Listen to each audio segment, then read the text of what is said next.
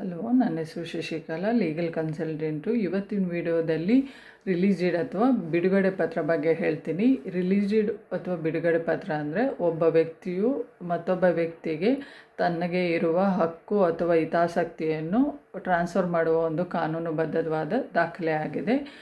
ಇದನ್ನು ನಾವು ಸಾಮಾನ್ಯವಾಗಿ ಜಂಟಿ ಆಸ್ತಿ ಮತ್ತು ಪಿತ್ರಾರ್ಜಿತ ಆಸ್ತಿಯಲ್ಲಿ ನೋಡ್ಬೋದು. ಇದು ವಿತಿನ್ ದಿ ಫ್ಯಾಮಿಲಿ ಅಂದರೆ ಪೇರೆಂಟ್ಸು ಅಥವಾ ಬ್ರದರು ಸಿಸ್ಟರ್ಸು ಇದರ ಅನುಕೂಲ ತೊಗೋಬೋದಾಗಿದೆ. ಇದು ಕಂಪಲ್ಸರಿ ರಿಜಿಸ್ಟ್ರೇಷನ್ ಆಗಬೇಕು. Two witness compulsory. Standard stamp duty ಅಥವಾ fixed stamp duty within the family applicable ಆಗುತ್ತೆ. ಯಾವಾಗಲೂ ರಿಲೀಸ್ ಡೇಟ್ನ ರಿವೋಕ್ ಅಥವಾ ಕ್ಯಾನ್ಸಲೇಷನ್ ಆಫ್ ರಿಲೀಸ್ ಡೇಟು ಮಾಡಲಿಕ್ಕೆ ಬರೋದಿಲ್ಲ. Example, sale deed brother sisters ಹೆಸರಲ್ಲಿ ಜಾಯಿಂಟ್ ಆಗಿದ್ದರೆ ಬ್ರದರು ಸಿಸ್ಟರಿಗೆ ರಿಲೀಸ್ ಡೇಟ್ ಮಾಡಿಕೊಡ್ಬೋದು. ಇದೇ ರೀತಿ ನಿಮಗೆ ಕಾನೂನಿನ ಎಲ್ಲ ಮಾಹಿತಿ ಗೊತ್ತಾಗಬೇಕು ಅಂದರೆ ಪ್ಲೀಸ್ ಲೈಕ್ ಮಾಡಿ, ಸಬ್ಸ್ಕ್ರೈಬ್ ಮಾಡಿ.